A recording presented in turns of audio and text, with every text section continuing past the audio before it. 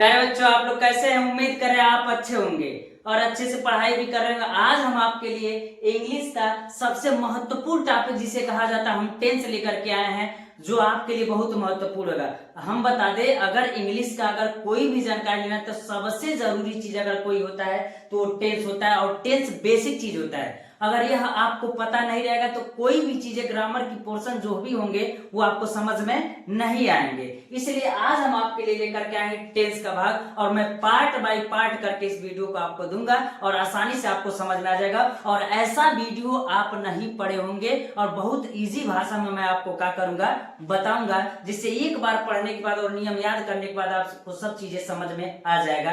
तो आइए आज से हम स्टार्ट करते हैं। और सबको पता है कि अगर सबसे ज्यादा अगर कहे कि पैसिव वॉइस पढ़ना है या नरेशन पढ़ना है तो उससे पहले मेरा टेंस पूरा तैयार होना चाहिए, तभी आप पैसिव वॉइस और नरेशन या अन्य भाग कर सकते हैं। या किताब का जो भी होगा बुक, उसका अगर अर्थ निकालना होगा हिंदी में तो भी आपके लिए कारगर होगा। इसलिए मैं आपके लिए लेकर के आया हूं टेंस। तो आइए देखते हैं कि टेंस वास्तव में क्या होता है। तो हम कहेंगे कि टेंस क्या होता है, तो कहेंगे टेंस समय परिवर्तन कहते हैं। समय परिवर्तन जो होता है यानी टाइम है, टाइम को ही क्या कहते हैं, टेंस, यानी समय परिवर्तन को ही क्या कहते हैं, टेंस कहते हैं। तो टेंस कितने प्रकार का होता है, किस प्रकार होता है, मैं आपको क्या करूंगा, बताऊंगा। अगर कहते टाइम परिवर्तन है तो टाइम परिवर्तन कैसे कहेंगे, तो किस प्रकार इसको भागों में बांटा गया। और हम लोगों ने, बहुत लोगों ने इसको प्रयास किया कि क्या 3 से अधिक प्रकार हो सकता है, लेकिन बहुत सोचने के बाद भी 3 से अधिक प्रकार का नहीं हुआ। तो कहे जो कल समय बीत गया, आज के पहले जो बीत गया वो समय बीत गया, उसको हम कहते हैं भूतकाल, और उसको कहते हैं पास्ट टेंस। यानी एक पास्ट टेंस हो गया जो समय का हो गया आपका बीत गया। तो जो बीत गया तो वो बीत गया एक कहेंगे, तो इसको क्या कहेंगे, भूतकाल कहेंगे। और एक समय होता है जो आज चल रहा है, तो जो चल रहा है उसको हम क्या कहते हैं, तो उसको हम प्रेजेंट टेंस कहते हैं। जो आज क्या हो रहा है, चल रहा है। तो 2 प्रकार, एक जो होता है जो आएगा यानी कल होगा, क्या होगा कल, वो क्या कहलाता है, फ्यूचर टेंस कहलाता है। यानी हम कहेंगे फ्यूचर टेंस कहलाता है। यानी सीधा सीधा हम फंडा कह सकते हैं कि टेंस के कितने प्रकार होते हैं, तो आप कह सकते हैं कि टेंस 3 प्रकार के होते हैं। कौन कौन होते हैं तो उसको हम पढ़ेंगे। एक बात तो सबको क्लियर गया कि टेंस जो होता है वो समय परिवर्तन का दर होता है। तो अब हम पढ़ेंगे कि टेंस कितने प्रकार के होते हैं। तो कहेंगे कि टेंस के प्रकार, काइंड ऑफ टेंस, यानी टेंस के प्रकार। तो हम कहें टेंस कितने प्रकार के होते थे, अभी हमने बताया आपको कि टेंस कितने प्रकार के होते हैं, 3 प्रकार के होते हैं। और तीनों प्रकारों को हम लोग क्या करेंगे, पढ़ेंगे, पहला, दूसरा और तीसरा। अगर हम कहेंगे कि पहले में किसको लाएंगे तो हम कहेंगे प्रेजेंट टेंस। तो कहेंगे प्रेजेंट टेंस होगा। और प्रेजेंट टेंस को हम क्या कहते हैं, तो कहते हैं वर्तमान काल। क्या कहते हैं, वर्तमान काल। और दूसरा कहेंगे तो हम क्या कहेंगे, पास्ट टेंस कहेंगे। दूसरा क्या होता है, पास्ट टेंस, जो बीत गया। अब वर्तमान काल का मतलब जो चल रहा है, और इसको हम क्या कहते हैं, भूतकाल कहते हैं। और आज के बताने के बाद आपको कोई समस्या नहीं होगा। और तीसरा जो होता है वो क्या होता है आपका, फ्यूचर टेंस। फ्यूचर टेंस होता है। और आज के बाद अगर आपसे कोई पूछेगा कि टेंस कितने प्रकार के हैं, तो आप आसानी से बताइएगा टेंस कितने प्रकार के होते हैं। 3 प्रकार के होते हैं, प्रेजेंट टेंस, पास्ट टेंस और फ्यूचर टेंस। और इसको कहते हैं भविष्य काल, यानी जो होगा। अब हुआ क्या कि अब कहेंगे कि 3 प्रकार के होते हैं, प्रेजेंट टेंस, पास्ट टेंस और फ्यूचर टेंस। अगर आज के बाद कोई पूछेगा तो बता दीजिएगा। अब कहे कि इसके कितने भाग होते हैं, तो इसके भी 4 भाग होते हैं। तो इसके 4 भाग कौन होते हैं, तो हम कहेंगे इसके 4 भाग अगर हम कहेंगे तो पहला, दूसरा, तीसरा और चौथा। तो इसके भी 4 भाग होंगे। तो इसके भी होंगे तो कहेंगे पहला, दूसरा और तीसरा और ये चौथा, इसके भी 4 भाग होंगे। और तब कहेंगे इसके भी 4 भाग होंगे, पहला, दूसरा, तीसरा और चौथा, इसके भी 4 भाग होंगे। और इसके भी 4 और इसके भी 4 भाग होंगे। तो हमने कहा किस प्रकार होंगे उसको देखते हैं। तो हम कहेंगे कि सबसे पहले प्रेजेंट टेंस का पहला जो भाग होता है वो होता है आपका प्रेजेंट इंडेफिनिट टेंस। पहला जो होता है आपका प्रेजेंट इंडेफिनिट टेंस, दूसरा जो होता है वो कहेंगे present continuous tense,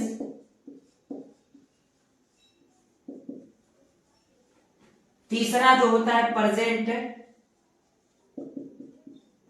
perfect tense, और जो चौथा होता है वो क्या होता है तो हम कहेंगे प्रेजेंट परफेक्ट कॉन्टिन्यूअस टेंस। अब जरा ध्यान दीजिएगा, जिसको अगर प्रेजेंट का चारों भाग याद हो गया तो पास्ट का चारों भाग याद करने में उनको कोई समस्या नहीं होगा। और मैं एक एक तरीका बताऊंगा, ट्रिक बताऊंगा, जिससे आपको आसानी से याद हो जाएगा, याद करने की जरूरत नहीं पड़ेगी। अब कहेंगे, जरा ध्यान से देखिएगा, अगर हम कहे कि प्रेजेंट इंडेफिनिट टेंस है तो ये प्रेजेंट का इंडेफिनिट है, तो अब अंतर क्या होगा? अगर ये प्रेजेंट का इंडेफिनिट है तो इसी प्रकार इसका भी चार भाग होता है और इसी प्रकार इसका भी चार भाग होता है। अगर यह प्रेजेंट इंडेफिनिट टेंस है तो इसका जो भाग होगा वो हम कहेंगे वो क्या होगा, तो हम कहेंगे पास्ट इंडेफिनिट टेंस होगा। क्या होगा? पास्ट इंडेफिनिट टेंस होगा। और कहेंगे इसी प्रकार इसका अगर प्रेजेंट इंडेफिनिट है तो पास्ट इंडेफिनिट होगा, तो ये क्या होगा, तो हम कहेंगे ये क्या होगा, तो आपका फ्यूचर इंडेफिनिट टेंस होगा। फ्यूचर इंडेफिनिट टेंस होगा। अब कहेंगे present indefinite, past indefinite, future indefinite. उसी प्रकार प्रेजेंट कंटीन्यूअस टेंस है तो इसका पास्ट कंटीन्यूअस होगा। अंतर क्या है, यहाँ प्रेजेंट हो जाएगा तो यहाँ पास्ट हो जाएगा और यहाँ क्या हो जाएगा, फ्यूचर हो जाएगा। तो हम कहेंगे प्रेजेंट इंडेफिनिट टेंस है तो ये क्या होगा, तो हम कहेंगे पास्ट, प्रेजेंट कंटीन्यूअस है तो ये क्या हो जाएगा, past continuous tense. Past continuous tense. उसी प्रकार अगर हम कहे तो ये क्या हो जाएगा, तो फ्यूचर कॉन्टिन्यूअस टेंस हो जाएगा। और इसी प्रकार का है ये प्रेजेंट परफेक्ट टेंस है तो इसका भी होगा, क्या होगा, पास्ट परफेक्ट टेंस हो जाएगा। अब कहे पास्ट परफेक्ट टेंस है तो ये भी होगा, तो ये क्या होगा, फ्यूचर परफेक्ट टेंस हो जाएगा। अगर हम आपसे कहिए फ्यूचर का हो जाएगा तो आप बताइएगा ये प्रेजेंट परफेक्ट कंटीन्यूअस टेंस है तो ये पास्ट परफेक्ट कंटीन्यूअस टेंस होगा ना, तो हम कहेंगे ये क्या होगा, तो पास्ट परफेक्ट कंटीन्यूअस टेंस ये होगा। उसी प्रकार ये भी कहेंगे तो ये क्या हो जाएगा आपका, फ्यूचर परफेक्ट कंटीन्यूअस टेंस, ये भी हो जाएगा आपका। यानी सीधा सीधा मतलब ये है कि अगर हम आपसे कहेंगे कि टेंस कितने प्रकार के होते हैं तो टेंस तीन प्रकार के होते हैं, प्रेजेंट टेंस यानी वर्तमान काल, और पास्ट टेंस यानी भूतकाल, फ्यूचर टेंस का मतलब क्या होगा, भविष्य काल होगा।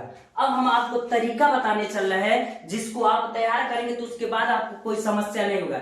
अब याद रखिएगा, अगर हाई स्कूल या इंटरमीडिएट में बच्चा पढ़ता है तो सबसे पहले हिंदी में पहचानने से ज्यादा जरूरी चीज ये होता है कि उसको हम इंग्लिश में भी पहचान ले। तो तरीका हम आपको बता दे, प्रेजेंट टेंस में अगर होगा तो मैं आपको बता दूं प्रेजेंट टेंस में कभी भी आएगा अगर अंतिम में तो है आएगा, हु आएगा या हो आएगा। यानी मेरे कहने का मतलब यह है कि जो भी अगर टेंस होगा या सेंटेंस होगा तो अगर उसके अंत में है, हु, हो है तो उसको कहिए प्रेजेंट टेंस का कोई ना कोई भाग होगा, गलती से पास्ट टेंस का कोई भाग मत कहिएगा। यानी जिसमें है, हु, हो आ जाएगा तो उसको कहिएगा वो प्रेजेंट का भाग है, तो कहेंगे तो पास्ट का क्या होगा, तो हम कहेंगे अगर था, थी, थे अगर आ जाएगा तो उसको कहिएगा वो किसका भाग है, तो उसको कहिएगा वो पास्ट का भाग है। और गलती से अगर इसमें था, थे, थी आ जाएगा तो ये सही नहीं होगा। इसमें प्रेजेंट होगा और इसमें क्या होगा, पास्ट होगा, तो इसमें था थे जाएगा। उसी प्रकार फ्यूचर को कैसे पहचानेंगे, तो फ्यूचर में गा रहेगा, गी रहेगा और गे रहेंगे। यानी मेरे कहने का मतलब यही है कि अगर प्रेजेंट का होगा तो है वो रहेगा, और पास्ट का रहेगा तो था थे रहेगा, और फ्यूचर का रहेगा तो गा गी रहेगा। और मैं आपको ये हिंदी में पहचान बताऊं, अगर इंग्लिश में कोई सेंटेंस आपको मिल जाए और पहचानना पड़ जाए तो आपको कोई समस्या नहीं होगा। तो आइए उसको देखते हैं। अब ध्यान से सुनिएगा मेरी बात को। अगर हम कहे किसी भी सेंटेंस में अगर डू या डज आ जाएगा तो आप समझिएगा, डू या डज आएगा तो वो कभी भी किस में आएगा, प्रेजेंट टेंस में आएगा। और इज, आर या एम आएगा किसी सेंटेंस में तो गलती से पास्ट का भाग मत कहिएगा, इस बात का पूरा ख्याल रखिएगा। अगर आ जाएगा हैज या हैव आ जाएगा तो इस बात का पूरा ख्याल रखिएगा, वो किसका भाग होगा, तो वो प्रेजेंट का भाग होगा, वो पास्ट का भाग नहीं होगा। उसी प्रकार कहे तो सर कहेंगे आप सर कि अगर पास्ट टेंस रहेगा तब उसमें क्या रहेगा, तो मैं आपको बता दूं अंतर क्या होगा। अब इसमें अगर हम कहे आपसे तो अंतर रहेगा ये कि अगर इसमें रहेगा तो डिड रहेगा, क्या रहेगा, डिड रहेगा। और दूसरा हम कहे तो वाज या वर रहेगा, वेयर रहेगा। और तीसरा जो कहे इसमें हैज हैव था तो इसमें एक ही होता है, वो होता है हैड आपका। यानी आपको पास्ट टेंस को समझने में कोई दिक्कत नहीं होगा।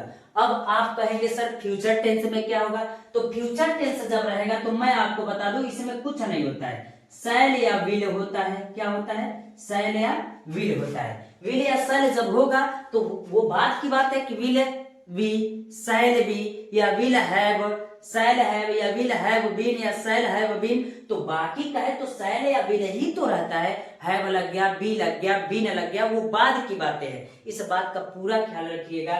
यानी हम मेरे कहने का मतलब है कि अगर कोई आज के बाद अगर आपसे कोई कहेगा कि प्रेजेंट का भाग होगा तो उसमें है वो होना चाहिए, और डू या डज में से, इज आर एम में से होना चाहिए हैज या हैव रहेगा। तो गलती से आप न कहिएगा कि पास्ट टेंस है, यही मैं आपको बताना चाहता हूं। और जिसको ये बात समझ में आ गया तो पूरा टेंस समझने में कोई समस्या नहीं होगी, इतना आप तैयार कर लीजिए, बाकी मेरे ऊपर छोड़ दीजिए। मैं तुरंत आपको बताऊंगा नियम, और ऐसा नियम बताऊंगा जो किसी छोटे बच्चे को भी समझ में आएगा, तो आपको क्यों नहीं आएगा। अगर वह पास्ट का भाग होगा तो पास्ट में डीड या वाज वेयर रहेगा, हैड रहेगा, तो कभी गलती से ना कहिएगा ये फ्यूचर का या प्रेजेंट का होगा। यही मैं पहचान बताना चाहता हूं। और मैं बता दूं हिंदी में तो सब लोग पहचान लेते हैं, वो है, था देती है, गा की है, लेकिन कंडीशन कहाँ आ जाता है, तो कंडीशन अगर इंग्लिश में दिया रहेगा तो उसको पहचानने में समस्या आ जाती है। उसी प्रकार अगर फ्यूचर का कहेंगे तो शैल रहेगा, विल रहेगा। तो इस प्रकार आपके सेंटेंस के टेंस के प्रकार हो गए, और इतने प्रकार होते चार चार। अब क्या करेंगे हम बता दें आपको, पहले प्रेजेंट के सभी भागों को पढ़ेंगे, फिर प्रेजेंट के सभी भाग, जिसको प्रेजेंट का सभी भाग अगर आ गया तो फिर पास्ट में इसको पलट दीजिए। यानी सेम नियम, थोड़ा सा अंतर रहेगा, मैं बताऊंगा आपको। और जैसे ये वाला पता चल गया तो तुरंत इसमें पलट दीजिए, थोड़ा सा बस अंतर होगा, तो ध्यान लगाए रखिएगा और इसको पढ़ते रहिएगा।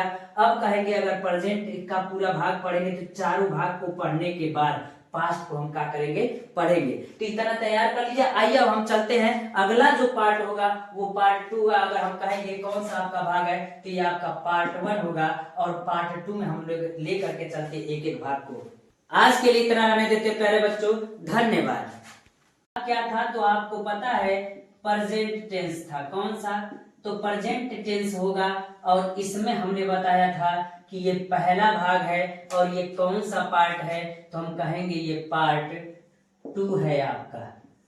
अब जरा ध्यान से देखिएगा, इसमें हमने बताया था कि इसके 4 प्रकार होते हैं, जिसमें पहला आज हमको पढ़ना था कि present indefinite tense, present indefinite tense. तो प्रेजेंट इंडेफिनिट टेंस को हम लोग पढ़ेंगे, इसका पहचान पढ़ेंगे कि पहचान क्या होता है और किस प्रकार इसको याद करेंगे, हिंदी में या फिर इंग्लिश में भी हम क्या करेंगे आपको बताएंगे। अगर सबसे पहले प्रेजेंट इंडेफिनिट टेंस का लिखे तो इसका पहचान क्या होगा, तो पहचान हम कहेंगे कि जिस वाक्य के अंत में, जरा ध्यान से सुनिएगा, अगर मेरा रूल कोई पढ़ लेगा तो फिर उसको समस्या कोई नहीं होगा। तो कहेंगे अगर कि जिस वाक्य के अंत में, जिस वाक्य के अंत में ता है, ती है, ते है, इत्यादि शब्द आता है, इत्यादि शब्द आता है तो प्रेजेंट परफेक्ट टेंस कहलाता है। इत्यादि शब्द आता है प्रेजेंट इंडेफिनिट टेंस कहलाता है, प्रेजेंट इंडेफिनिट टेंस कहलाता है। अगर हम बता दें आपको, आज के बाद अगर आपसे कोई पूछे कि प्रेजेंट इंडेफिनिट टेंस किसे कहते हैं, तो हमने कहा जिस वाक्य के अंत में ता है, यानी जिस वाक्य के अंत में ता है आएगा या ती है आएगा या ते है आएगा, तो वह प्रेजेंट इंडेफिनिट टेंस कहलाता है। जैसे अगर हम आपसे कह दे कि वह बाजार जाता है, वह बाजार जाता है, तो वह बाजार जाता है, या कह दे राधा खाना खाती है, खाना खाती है, और इसी प्रकार हम कह दे कि वे क्रिकेट खेलते हैं। तो अगर हम आपसे पूछे कि आप बताइएगा इस वाक्य के अंत में ता है आया कि नहीं आया, और इस वाक्य के राधा खाना खाती है, तो इस वाक्य के अंत में आप बताइए ती है आया कि नहीं आया। वे क्रिकेट खेलते हैं, वे में ते है आया कि नहीं आया। जब आया तो इसको हम कह सकते हैं प्रेजेंट इंडेफिनिट टेंस कहलाता है। और मैं आपको बता दूं, जिस वाक्य के अंत में ता ते ती आता है वहां प्रेजेंट इंडेफिनिट टेंस होता है। और मेरी बात याद रखिएगा, जिस वाक्य के अंत में ता ते ती आ जाएगा वहां पर है वो की अंग्रेजी नहीं लिखते हैं। यानी दुनिया का कोई सेंटेंस होगा जिसके वाक्य के अंत में अगर ता ते ती आ जाएगा तो वहां पर है वो की अंग्रेजी नहीं लिखते हैं। यानी मेरे कहने का मतलब है कि जो भी सेंटेंस होगा जिस वाक्य के अंत में ता है, ती है, ते है आ जाएगा, तो उस समय है वो की अंग्रेजी नहीं लिखते। इस बात को याद रखिएगा। तो उम्मीद कर रहे हैं कि आप पहचान आपको समझ में आ गया कि जिस वाक्य के अंत में ता ते ती है। अगर हम कहें कि इसका रूल क्या होता है, तो चलिए रूल भी देख लेते हैं। तो रूल अगर हम कहेंगे कि इसका रूल क्या होता है, तो हम कहेंगे ऐसे वाक्यों, या ऐसे कह दीजिए, जिस वाक्य के अंत में, जिस वाक्य के अंत में ता है, ती है, ते है, इत्यादि शब्द आते हैं, इत्यादि शब्द आता है, लिख लीजिए, इत्यादि शब्द आता है, वहां है, हो कि अंग्रेजी नहीं लिखते हैं, नहीं लिखते हैं। यानी जिस वाक्य के अंत में ता ते ती आ जाएगा वहां पर है वो की अंग्रेजी नहीं लिखते हैं। और इसी में अगर हम कहना चाहे आपसे, तो जब है वो की अंग्रेजी नहीं लिखते हैं तो कहेंगे और वर्ब का फर्स्ट फॉर्म लिखते हैं, फर्स्ट फॉर्म लिखते हैं। वर्ब का कौन सा फॉर्म लिखते हैं? वर्ब का फर्स्ट फॉर्म लिखते हैं। तथा एक वचनकर्ता के साथ, एक वचनकर्ता के साथ, एक वचनकर्ता के साथ वर्ब के फर्स्ट फॉर्म में यस या ईएस जोड़ते हैं, लेकिन बहुवचनकर्ता के साथ, बहुवचनकर्ता के साथ यस या ईएस नहीं जोड़ते हैं, नहीं जोड़ते हैं। सीधा मेरा कहने का मतलब है कि जिस वाक्य के अंत में ता है ती है आ जाएगा वहां पर है वो की अंग्रेजी नहीं लिखते हैं। और वर्ब का कौन सा फॉर्म लिखते हैं तो हम कहेंगे प्यारे बच्चों कि वर्ब का फर्स्ट फॉर्म लिखते हैं। और एक बात का और ख्याल रखिएगा, यदि एक वचन कर्ता आ जाएगा तो वर्ब के फर्स्ट फॉर्म में यस या यस का कीजिएगा, जोड़िएगा। यदि बहुवचन कर्ता आ जाएगा तो उसके साथ यस या यस नहीं लगाइएगा। तो अगर हम कहें इसका स्ट्रक्चर क्या होगा, और स्ट्रक्चर सबसे मेन होता है, जब इसका अगर स्ट्रक्चर किसी को पता चल गया तो फिर सेंटेंस को बनाने में कोई दिक्कत नहीं होगा। अगर कहें इसका स्ट्रक्चर क्या होगा तो हम कहेंगे सब्जेक्ट प्लस वर्ब का फर्स्ट फॉर्म प्लस यस या ES plus object plus other word होगा। यानी सब्जेक्ट प्लस वर्ब का फर्स्ट फॉर्म प्लस यस या ES plus object plus other word होगा। तो इस प्रकार इसका स्ट्रक्चर हो जाएगा। और सबके दिमाग में समस्या एक बात की आ रही होगी कि सर कौन कौन एक वचन होता है और कौन कौन बहुवचन होता है। तो हम आपको बता देना चाहते हैं, याद रख लीजिएगा। अगर हम आपसे कहें कि एक वचन कर्ता कौन है तो हम कहेंगे एक वचन कर्ता, तो जरा ध्यान से सुनिएगा।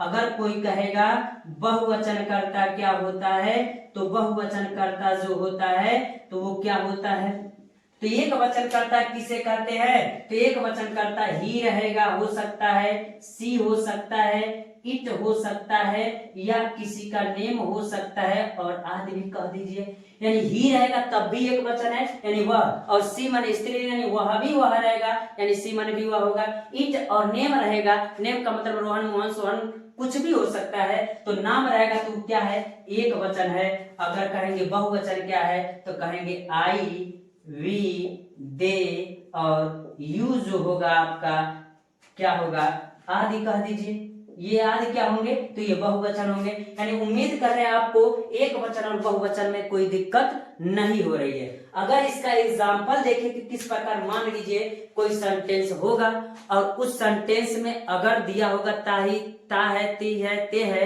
तो उसको हम कैसे बनाएंगे, तो हमने पूरा नियम लिखवा दिया, इसके बाद आपको दिक्कत नहीं आना चाहिए। तो आइए दो एग्जाम्पल भी देखते हैं। अगर हम कहेंगे पहला एग्जाम्पल ले लेते हैं कि मान लीजिए हम कह दे राहुल बाजार जाता है, राहुल बाजार जाता है। अगर दूसरा इसी से कह दे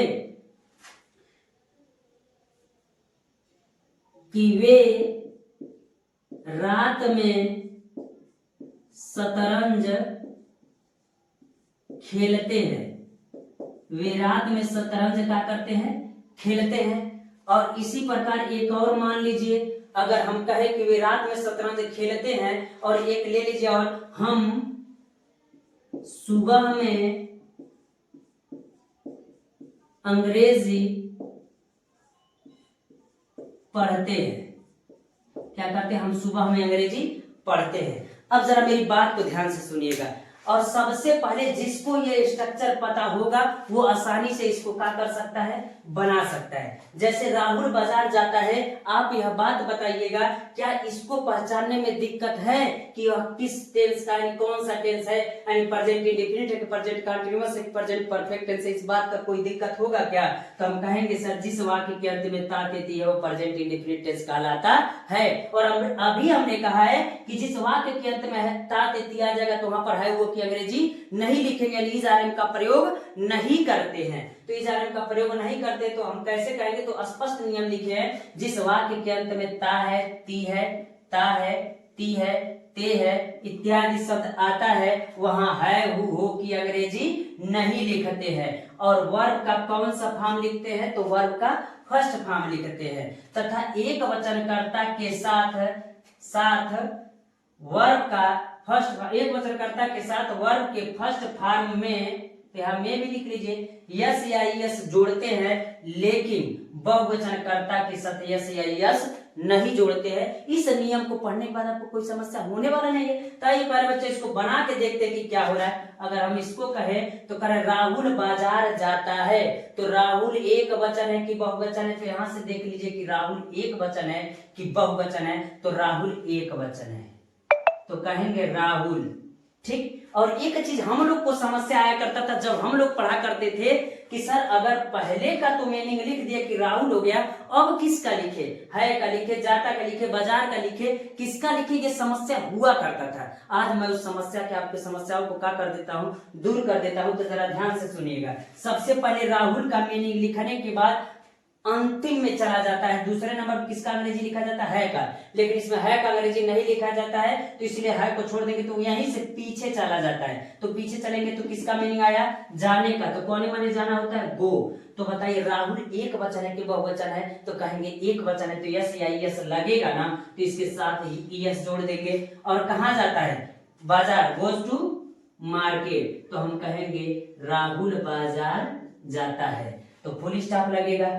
अब जरा देखिए अगला कह रहा है वे रात में शतरंज खेलते हैं, तो वे रात में, तो वे का मीनिंग क्या होता है, तो हम कहेंगे दे, और यह बहुवचन है कि एक वचन है, तो अब कहेंगे यह बहुवचन है। तो आप बताइए, हमने कहा कि सबसे पहला मीनिंग इसका लिखेगा और दूसरे नंबर पर है, और यहीं से पीछे खिसकते चलिएगा, यहीं से पीछे खिसकते चलिएगा। तो हम कहेंगे इसका मीनिंग लिखते नहीं, तो उसके बाद से किसका लिखेंगे, प्ले का। तो प्ले मीन्स क्या होता है, खेलना, प्ले माने खेलना। आप बताइए बहुवचन है तो यस या यस लगेगा क्या, तो कहेंगे यस या यस नहीं लगेगा, तो प्ले हो जाएगा।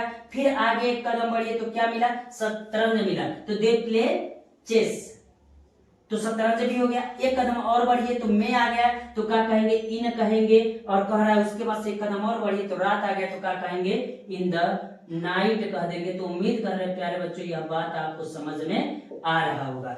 अब समस्या यहां से लोगों को आता है कि सर ये तो हो जाएगा, कोई दिक्कत नहीं होगा। तो चलिए अगला देखते हैं। हम सुबह में अंग्रेजी पढ़ते हैं, तो हम सुबह में अंग्रेजी पढ़ते हैं, तो आप बताइए हम का क्या हो जाएगा, तो हम कहेंगे वी हो जाएगा। हम का वी एक वचन है कि बहुवचन, तो हम कहेंगे वी क्या है, बहुवचन है। उसके बाद से किसकी अंग्रेजी, है की अंग्रेजी, तो इसकी लिखते नहीं, तो फिर आज ये पढ़ते हैं। तो रीड माने पढ़ना, यस या यस लगेगा नहीं क्योंकि यह बहुवचन है, तो रीड हो जाएगा। और उसके बाद से एक कदम पीछे और बढ़िए तो का इंग्लिश, रीड इंग्लिश कह दीजिए।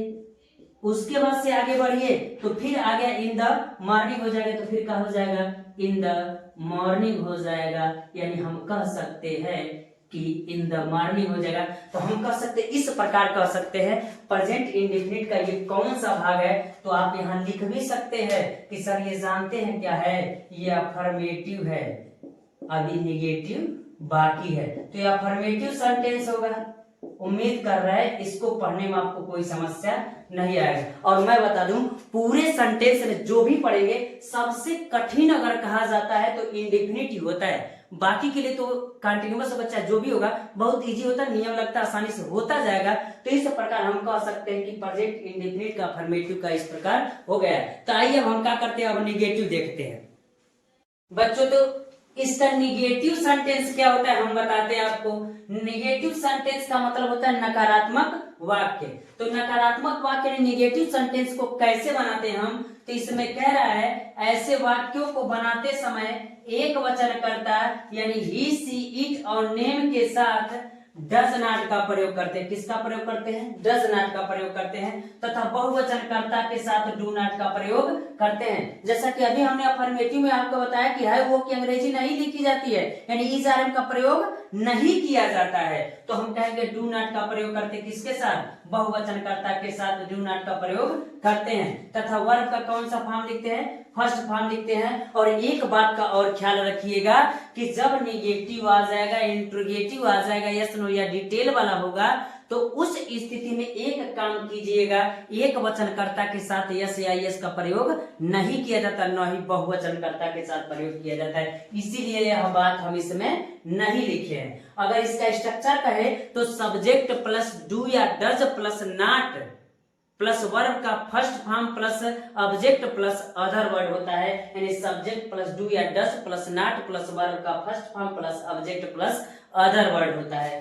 अदर वर्ड यहाँ ऑब्जेक्ट रहेगा, ऑब्जेक्ट प्लस अदर वर्ड दोनों एक ही चीज हो गया था। अब कह रहा है कि पहला जैसे अगर देखें एग्जाम्पल, उसकी माताजी खाना नहीं पकाती हैं, तो कहेंगे उसकी माताजी खाना नहीं पकाती हैं, यानी हिज मदर। अभी हमने कहा था कि क्या लिखेंगे, हिज मदर अब इसके बाद इधर आ जाइए, क्या करती, खाना नहीं पकाती, तो हिज मदर एक वचन है कि बहुवचन, तो कहेंगे एक वचन। तो एक वचन कर्ता के साथ क्या लगता है, तो कहेंगे डज नॉट लगता है। His mother does not cook, cook माने पकाना, कुक फूड, यानी उसकी माताजी खाना नहीं पकाती हैं। अगला कर रहा है बच्चे कक्षा में गणित नहीं पढ़ते हैं।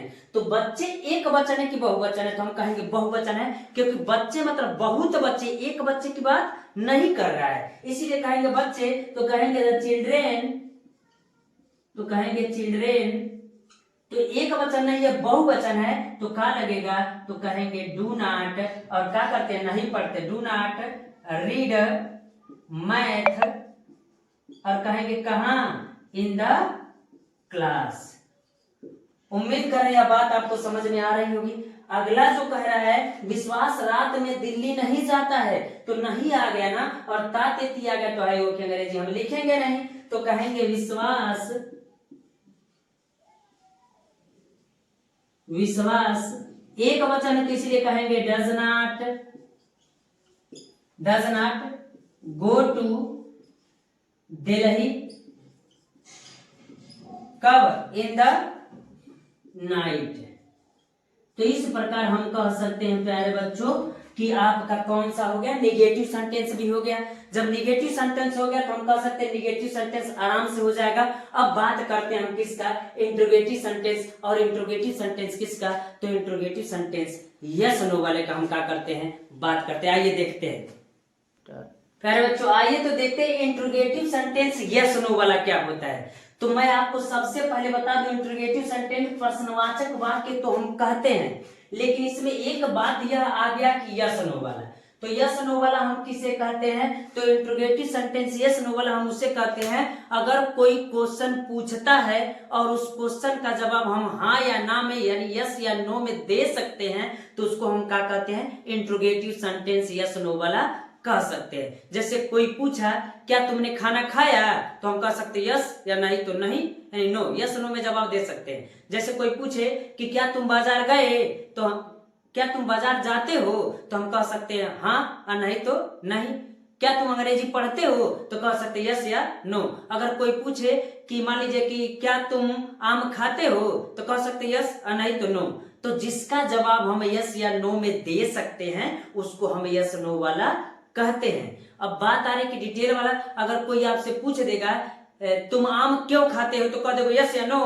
तो यस नो में जब कैसे तुम क्यों आम खाते हो, तो हमको बताना पड़ेगा ना कि क्यों आम खाते हैं। ऐसा थोड़ा ना कह तुम आम क्यों खाते हो, तो हम कह देंगे कि यस, तुम आम क्यों खाते हो, यस। तो ये कैसे हो सकता है, तो हम कहेंगे जिसका जवाब हम यस नो में दे सकते हैं उसको यस नो वाला कहते हैं। तुम आम क्यों खाते हो, तो आपको डिटेल में बताना पड़ेगा कि क्यों खाते, तो उसको हम डिटेल वाला कहेंगे, लेकिन उससे पहले हम लोग क्या पढ़ेंगे, यस नो वाला पढ़ेंगे। तो आइए देखते हैं कि इसका नियम क्या है और किस प्रकार ये होता है। तो कह रहा जिस वाक्य का जवाब, जरा ध्यान से सुनिएगा, जिस वाक्य का जवाब हम यस या नो में दे सकते हैं, यानी जिस वाक्य का जवाब हम यस या नो में दे सकते हैं वह इंट्रोगेटिव सेंटेंस कौन कहलाता है, यस नो वाला कहलाता। हमने विधिवत लिख दिया है और ऐसा नियम आपको कहीं नहीं मिलेगा। ऐसे वाक्यों में प्रश्नवाचक शब्द सबसे पहले रहता है, यानी जब इंट्रोगेटिव सेंटेंस यस नो वाला होगा तो ऐसे वाक्यों में प्रश्नवाचक शब्द सबसे पहले होगा। तो जरा देखिएगा प्रश्नवाचक शब्द सबसे पहले है कि नहीं है। लेकिन एक बात और ख्याल रखिएगा, जब प्रश्नवाचक शब्द सबसे पहले आ जाएगा तो उस स्थिति में आप इस बात का ख्याल रखिएगा कि उस स्थिति में आप इसकी अंग्रेजी मत लिखिएगा, जैसे हमने लिखा है इसमें। लेकिन कह कैसे वाक्यों प्रश्नवाचक शब्द सबसे पहले रहता है लेकिन उसकी अंग्रेजी नहीं लिखते हैं, उसके स्थान पर एक वचनकर्ता के साथ डज तथा बहुवचनकर्ता के साथ डू का प्रयोग करते हैं। किसका, डज या डू का प्रयोग करते हैं, यानी जो प्रश्नवाचक शब्द रहता है उसकी अंग्रेजी नहीं लिखते हैं। अगर एक वचन है तो डज का, बहुवचन है डू का प्रयोग का कीजिएगा। अगर यहाँ विमलेश ना कीजिए, क्या वे सुबह में फुटबॉल खेलते हैं, इसको ऐसे जरा कर लीजिए क्योंकि सब एक ही हो जाएगा, एक वचन, तो वे लिखेंगे तो बहुवचन भी हो जाएगा। तो हम ऐसे कह सकते हैं। तो अब जरा देखिएगा, अब कह रहा है क्या वे फुटबॉल खेलते, तो इसमें कहेंगे कि डज तथा बहुवचन कर्ता के साथ डू का प्रयोग करते तथा वर्ब का कौन सा फॉर्म लिखते हैं, तो वर्ब का आपको कौन सा फॉर्म लिखते हैं, फर्स्ट फॉर्म लिखते हैं। अंत में प्रश्नवाचक चिन्ह अवश्य लगाते हैं, इंट्रोगेटिव सेंटेंस रहेगा तो एक बात का ख्याल रखिएगा कि अंत में प्रश्नवाचक चिन्ह अवश्य लगाइएगा, वरना पूरा सेंटेंस का हो जाएगा गलत हो जाएगा। और इसका स्ट्रक्चर कहेंगे तो कहेंगे डू या does plus subject plus verb का first form plus object plus other word plus question mark. इस बात का ध्यान दीजिएगा, तो डू या does plus subject plus verb का first form plus subject plus other word plus question mark है। तो आइए पहले बच्चों इसी के हिसाब से हम इसको क्या करते हैं, बनाते हैं। तो करें क्या मोहित इतिहास पढ़ाता है, लेकिन आप जरा केयर कीजिएगा, जब प्रश्नवाचक शब्द सबसे पहले आए तो इसकी अंग्रेजी लिखेंगे तो कहेंगे इसकी अंग्रेजी नहीं लिखेंगे। तो यहाँ पर क्या लिखेंगे, तो मोहित एक वचन है तो क्या लिखिएगा, डज लिखेंगे, तो इसकी अंग्रेजी क्या लिखा जाएगा, डज। और फिर क्या कहेंगे, मोहित कहेंगे, और उसके बाद से क्या कर वर्ब का फर्स्ट फॉर्म पढ़ाता है तो पढ़ाने का मीनिंग क्या हो जाएगा, टीच हो जाएगा। और कह रहा है क्या पढ़ाता है, टीच हिस्ट्री, तो हिस्ट्री लिख देंगे। मेरी बात समझ में, फुल स्टॉप नहीं, क्वेश्चन मार्क होगा। अगला कह रहा है क्या वे सुबह से फुटबॉल खेलते हैं, जब क्या वे सुबह से फुटबॉल खेलते तो एक बात हम कह सकते हैं, क्या वे सुबह से फुटबॉल खेलते तो हम कह सकते हैं क्या की अंग्रेजी नहीं रहेगा, ये बहुवचन है तो क्या लगेगा, डू लिखेंगे, और डू लिखेंगे तो ये क्या हो जाएगा, तो हम कहेंगे दे हो जाएगा। और क्या करता है, खेलता है, तो कहेंगे प्ले फुटबॉल, फुटबॉल। अब कब, तो कहेंगे इन द मॉर्निंग, तो इन द मॉर्निंग हो जाएगा। उम्मीद करें सबका सही भी होगा, लगाए होंगे तो। अगर हम कहें फुल स्टॉप नहीं, क्वेश्चन मार्क रहेगा। अब अगला करें क्या राधा गीत गाती है, तो क्या राधा गीत गाती है, तो इसमें भी राधा एक वचन है तो क्या हो जाएगा, तो कहेंगे does Radha, does Radha sing song, sing song, sing song, फिर क्या रहेगा, क्वेश्चन मार्क रहेगा। यानी इस प्रकार आपका इंट्रोगेटिव यस नो वाला हो गया। तो आइए अब देखते हैं इंट्रोगेटिव डिटेल वाला क्या होता है। तो हम कहेंगे इंट्रोगेटिव सेंटेंस डिटेल वाला क्या होता है। तो अभी हमने बताया कि यस नो वाला क्या होता है, तो वह सेंटेंस जिसका जवाब हम यस या नो में दे सकते हैं उसको हम क्या कहते हैं, यस नो वाला कहते हैं। और इंट्रोगेटिव सेंटेंस डिटेल वाला किसे कहते हैं, यानी वह वाक्य जिसका जवाब हम यस नो में नहीं दे सकते, डिटेल में देना पड़ेगा, तो वहां पर कौन सा सेंटेंस होगा, इंट्रोगेटिव सेंटेंस डिटेल वाला होगा। अब कहे तो आइए देखते हैं कि इसका नियम क्या है। तो कह रहा जिस वाक्य का जवाब हम हमें डिटेल में देना पड़ता है, इंट्रोगेटिव सेंटेंस कौन वाला कहलाता है, डिटेल वाला कहलाता है। ऐसे वाक्यों में प्रश्नवाचक शब्द बीच में रहता है लेकिन उसकी अंग्रेजी नहीं लिखते हैं, उसकी अंग्रेजी नहीं लिखते हैं। तो हम क्या कर रहे हैं, क्या कर रहे हैं, प्रश्नवाचक शब्द बीच में रहता है लेकिन उसकी अंग्रेजी सबसे पहले लिखते हैं। बाकी सारा नियम यस नो वाला ही है, बाकी सारा नियम यस नो वाला ही है। जरा ध्यान से सुनिएगा, हमने कहा क्या, प्रश्नवाचक शब्द बीच में रहता है लेकिन उसकी अंग्रेजी सबसे पहले लिखते हैं, और बाकी सारा नियम कौन है, यस नो वाला है। तो जरा एक बात क्लियर कीजिए ना, अगर इसको हम बंद कर लेते तो आप बताइए यस नो वाला है कि नहीं। यानी बस एक चीज का अंतर है कि हमने कहा इसमें प्रश्नवाचक शब्द यानी बीच में रहता है, यानी प्रश्नवाचक शब्द कहाँ रहता है, बीच में रहता है, और इसकी अंग्रेजी कहाँ लिखते हैं, सबसे पहले लिखते हैं।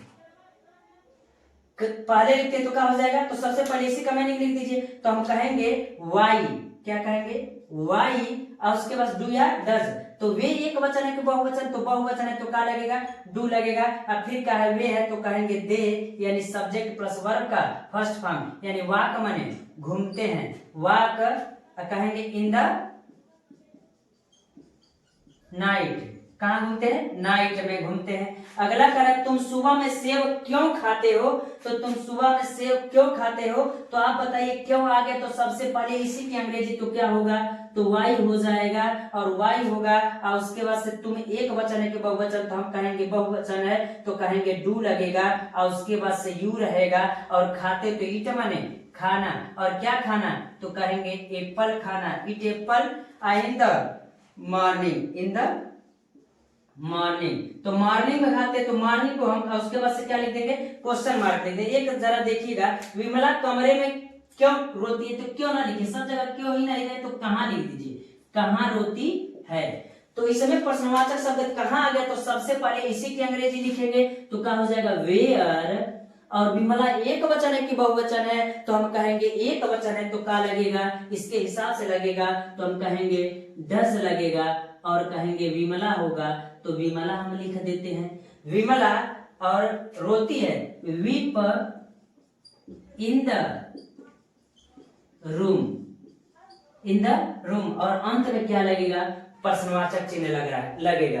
तो प्यारे बच्चों, हम उम्मीद करें यह बात आपको समझ में आ रही हो। इस प्रकार प्रेजेंट टेंस का यानी प्रेजेंट इंडेफिनिट टेंस का चारों भाग हो गया, affirmative, negative, interrogative, yes no और इंट्रोगेटिव डिटेल। और उस प्रकार उम्मीद कर रहे हैं प्यारे बच्चों ये पूरा वीडियो आपको समझ में आ रहा होगा। इसका थर्ड पार्ट पढ़ेंगे जो प्रेजेंट कंटीन्यूअस टेंस होगा। इससे पहले मैंने आपको वीडियो दे रखा है जो प्रेजेंट इंडेफिनिट टेंस का दिए थे, वो पार्ट 2 है, और उम्मीद करें वो वाला पार्ट आप पढ़ लिए होंगे और आसानी से आपको समझ में भी आ रहा होगा। और आज हम चलते हैं प्रेजेंट कंटीन्यूअस टेंस में। तो प्रेजेंट कंटीन्यूअस टेंस का पहचान पढ़ेंगे, हम रूल पढ़ेंगे, और किस प्रकार हम इसको आसानी से याद कर सकते हैं उसका ट्रिक भी हम आज आपको बताएंगे, जिससे आपको याद करने में कोई समस्या नहीं होगा। आइए प्यारे बच्चों, तो देखते हैं इसको कि ये क्या कह रहा है प्रेजेंट कंटीन्यूअस टेंस। तो हम कहेंगे कि जिस वाक्य के अंत में रहा है, रही है, रहे है इत्यादि शब्द आता है तो प्रेजेंट कंटीन्यूअस टेंस कहलाता है। यानी सीधा सीधा बात समझिएगा, हम पहले इसलिए लिख देते हैं कि समय हम लोग का बच जाएगा।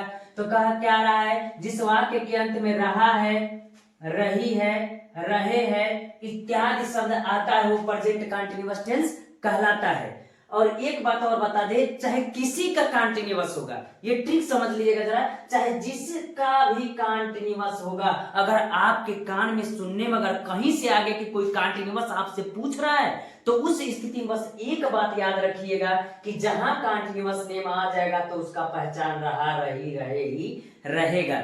चाहे जहां भी कंटीन्यूअस नेम आ जाएगा तो वहां पहचान क्या रहेगा, रहा, रही, रहे। अगर पास्ट का होगा तो रहा था, अगर फ्यूचर का रहेगा तो रहा होगा, लेकिन रहा, रही, रहे जरूर रहेगा।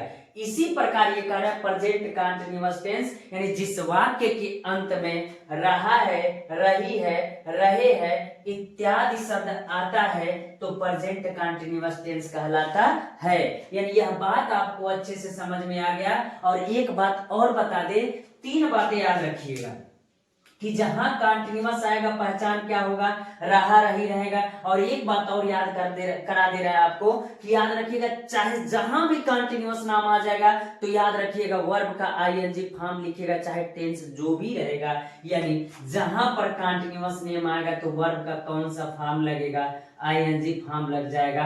और सोचने में आपको कहीं समस्या नहीं होना चाहिए, क्योंकि पूरे टेंस के 12 भाग होते हैं और 12 भागों में तो अगर हम कह दे तो 6 में ही तो आपका वर्ब का आईएनजी फॉर्म ही लगता है। क्यों?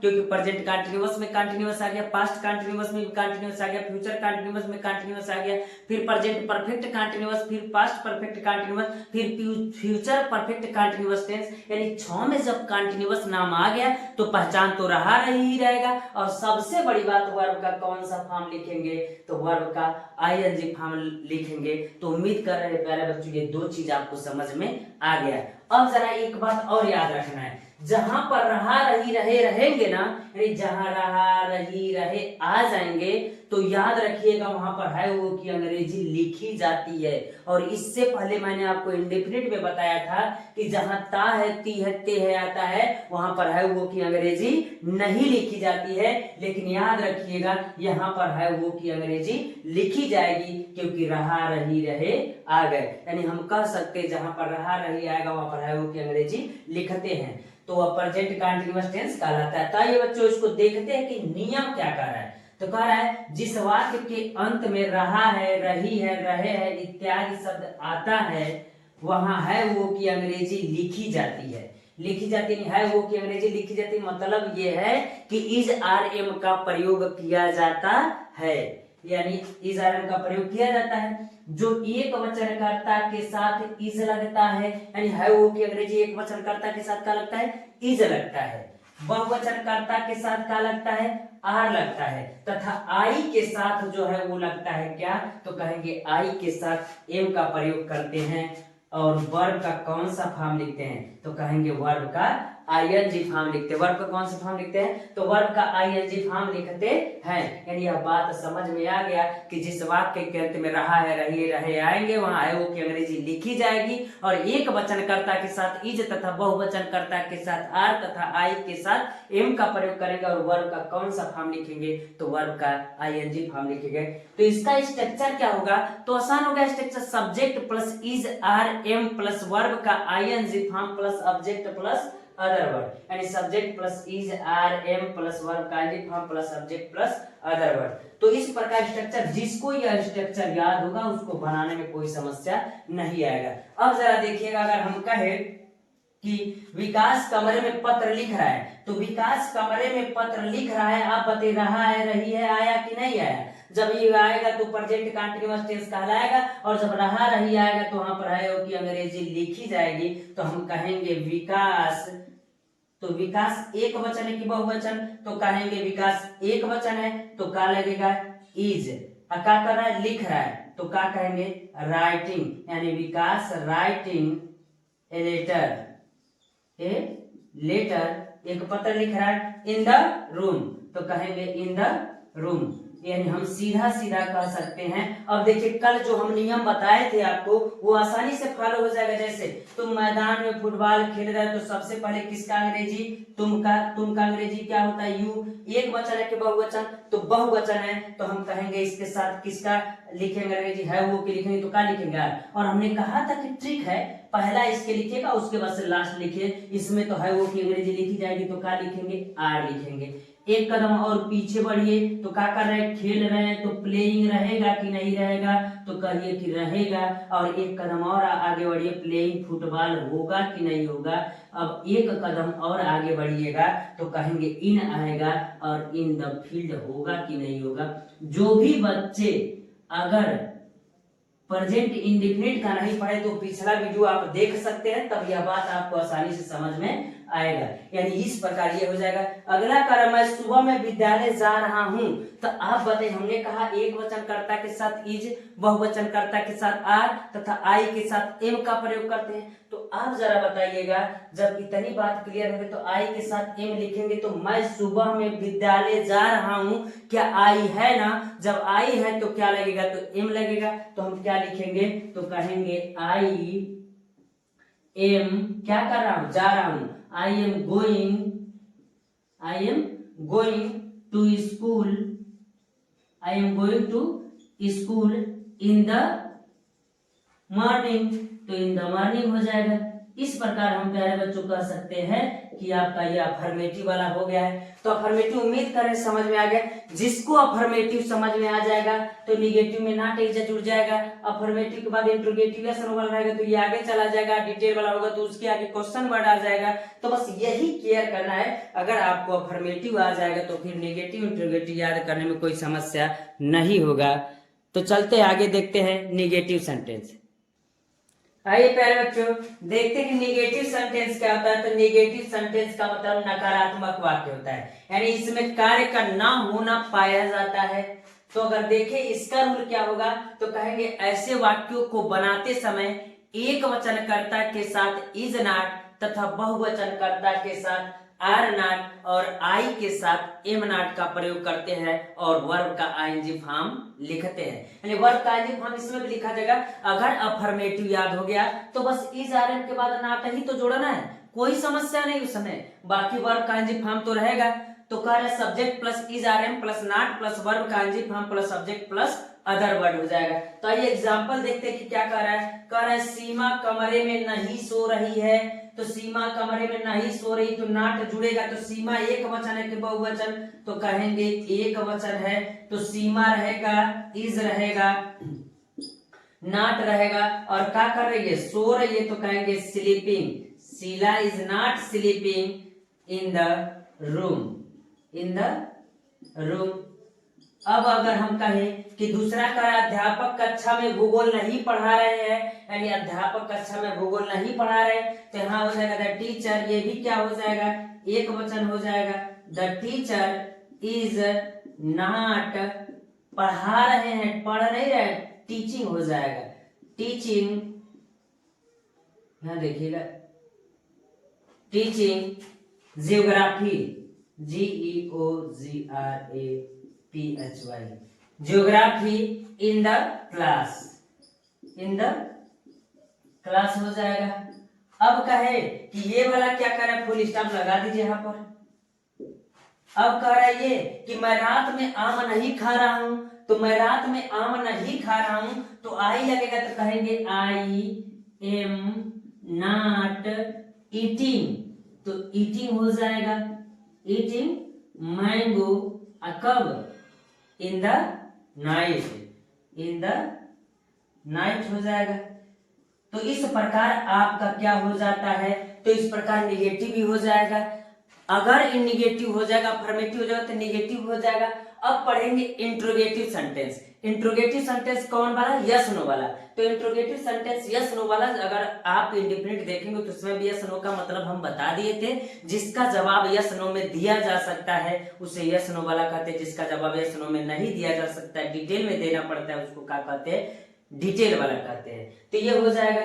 तो इस समय अंतर क्या होता है, अगर आप इंटरोगेटिव रहता तो यही इजारा मूड करके पहले आ जाता है। तो आइए प्यारे बच्चों तो देखते हैं इंटरोगेटिव यस नो वाला क्या कहता है। तो आइए प्यारे बच्चों इंटरोगेटिव यस नो वाला देखते हैं। तो यस नो वाला अभी हमने बताया था, जिसका जवाब हम हाँ या ना में दे सकते उसको यस नो वाला कहते हैं। अब कह रहा है कि ऐसे वाक्यों में प्रश्नवाचक शब्द सबसे पहले रहता है, और मैंने इंडिफिनिट में भी बता दिया था कि जब यस नो वाला रहेगा तो सबसे बड़ी पहचान उसका यही होता है कि उसमें प्रश्नवाचक शब्द सबसे पहले रहता है। जब सबसे पहले रहता है तो इसकी अंग्रेजी नहीं लिखते, तो वही कहा ऐसे वाक्यों में प्रश्नवाचक शब्द सबसे पहले रहता है लेकिन उसकी अंग्रेजी नहीं लिखते हैं। उसके स्थान पर एक वचनकर्ता के साथ इज, यानी इसकी अंग्रेजी नहीं लिखते तो क्या लिखते हैं, अगर एक वचन करता रहेगा तो इज लिखिएगा, अब बहुवचन करता रहेगा तो आर लिखिएगा, और आई के साथ किसका प्रयोग कीजिएगा, यानी एम का प्रयोग कीजिएगा, लेकिन क्वेश्चन वर्ड का मीनिंग नहीं लिखना है। तथा वर्ब का कौन सा फॉर्म लिखना है, वर्ब का आईएनजी फॉर्म ही रहेगा। अंत में प्रश्नवाचक चिन्ह अवश्य लगाते हैं, प्रश्नवाचक चिन्ह अवश्य लगाते हैं। तो कहेंगे स्ट्रक्चर क्या होगा, is are am plus subject plus verb का ING form plus object plus other word plus question mark रहेगा, यानी प्लस क्वेश्चन मार्क रहेगा। Is are am plus subject plus verb का ING form plus subject plus other word plus question mark रहेगा। तो आइए बना करके देखते कि क्या कह रहा है। पहला कह रहा है क्या विशाल उपन्यास पढ़ रहा है, तो क्या विशाल उपन्यास पढ़, तो क्या पहले आएगा तो इसका मीनिंग लिखेंगे क्या, तो हम कहेंगे इसका मीनिंग नहीं लिखेंगे। तो विशाल एक वचन है कि बहुवचन, तो कहेंगे एक वचन है तो इसके स्थान पर कार लगेगा, इज लगेगा, इज विशाल। स्ट्रक्चर को देख लीजिए, इज आ रहे में से कोई एक सब्जेक्ट विशाल हो गया, वर्ब का आईएनजी फॉर्म, यानी क्या कर रहा है, रीडिंग, रीडिंग क्या कर रहा है, रीडिंग उपन्यास यानी नोवेल, क्या पढ़ रहा है, नोवेल, यानी इज विशाल रीडिंग नोवेल, यानी इज सब्जेक्ट हो गया विशाल, वर्ब का आईएनजी फॉर्म रीडिंग, और क्या पढ़ रहा है, नोवेल, और उसके बाद से अदर वर्ड है नहीं तो क्या करेंगे, क्वेश्चन मार्क लिख देंगे। अगला कह रहा है क्या वे क्रिकेट खेल रहे हैं, क्या वे क्रिकेट खेल रहे हैं, तो फिर आ गया, लेकिन यह बहुवचन है तो इसकी अंग्रेजी अब की बार क्या लिखेंगे, तो आर लिखेंगे, आर दे प्लेइंग क्रिकेट लिख दीजिए, नहीं तो मैच लिख दीजिए, मैच, अंत में क्या रहेगा, क्वेश्चन मार्क। अगला कर क्या मैं अंग्रेजी पढ़ रहा हूं, तो क्या आया, तो मैं आ गया तो आई लगेगा, आई के साथ क्या लगता है, एम लगता है, एम आई क्या कर रहा है, reading, am I reading English, और उसके बाद अंत में प्रश्नवाचक चिन्ह तो हम क्या करते हैं, अवश्य लगाते हैं। इस प्रकार यस नो, और जरा बोल के तो देखिए क्या कर रहा है, क्या विशाल उपन्यास पढ़ रहा है, तो कह सकते हैं यस, और नहीं तो नहीं, यानी नो लिख सकते हैं। अगर नहीं रहेगा तो नहीं लिख दीजिए। तो क्या रहा है, क्या विशाल उपन्यास पढ़ रहा है, तो कहेंगे नहीं, अगर हाँ तो यस कहेंगे। क्या वे क्रिकेट खेल रहे हैं, यस या नो। क्या मैं अंग्रेजी पढ़ रहा हूँ, यस या नो कह सकते हैं। अगर कोई पूछ दे विशाल क्यों उपन्यास पढ़ रहा है, तो कह देंगे यस, नहीं, उसको डिटेल में बताना पड़ेगा। जब डिटेल में बताना पड़ता है तो क्या रहता है, डिटेल वाला रहता है प्यारे बच्चे। तो उम्मीद कर रहे हैं ये बात समझ में आए। आइए देखते हैं इंट्रोगेटिव सेंटेंस वाला डिटेल वाला क्या होता है। तो जब डिटेल वाला रहेगा, इंट्रोगेटिव सेंटेंस डिटेल वाला रहेगा, तो उस स्थिति में हम क्या करेंगे, जब डिटेल रहेगा तो उसका जवाब हमें डिटेल में देना पड़ेगा, यस नो में नहीं दे सकते हैं। इसीलिए उसको क्या कहते हैं, डिटेल वाला कहते हैं। और जिसका जवाब यस नो में दे सकते थे उसको यस नो वाला कहते थे। तो इसमें अंतर क्या होता है, बहुत आसान होता है। कर ऐसे वाक्यों में प्रश्नवाचक शब्द बीच में रहता है। कैसे पहचानेंगे, हिंदी में कि डिटेल वाला है, तो ऐसे वाक्यों में प्रश्नवाचक शब्द बीच में रहता है। तो वही करा, ऐसे वाक्यों में प्रश्नवाचक शब्द बीच में रहता है, लेकिन उसकी अंग्रेजी लिखते हैं और वो भी सबसे पहले लिखते हैं। तो हम क्या कहेंगे, उसकी अंग्रेजी सबसे पहले लिखते हैं। बाकी सारा नियम कौन सा है, तो बाकी सारा नियम कौन सा है, यस नो वाला ही है। तो आइए देखते हैं स्ट्रक्चर क्या कहता है। स्ट्रक्चर कहता है सबसे पहले question word plus is are am plus subject plus verb का ING form plus object plus other word plus question mark.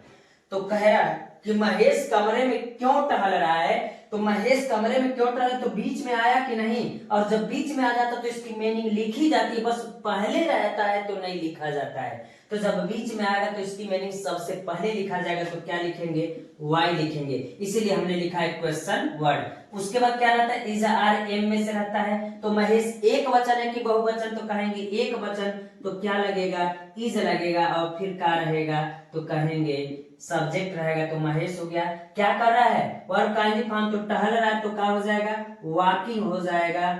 और कहा, इन द रूम माने इन द रूम हो जाएगा। उम्मीद कर रही है बात समझ में आ रही होगी। अब अगला कर रहा है, लड़के सड़क पर कहाँ दौड़ रहे हैं। लड़के सड़क पर कहाँ दौड़ रहे हैं, तो फिर कहाँ आ गया, तो सबसे पहले वही रहेगा, तो वेयर। और लड़के एक वचन है कि बहुवचन, तो बहुवचन है तो क्या लगेगा, आर लगेगा।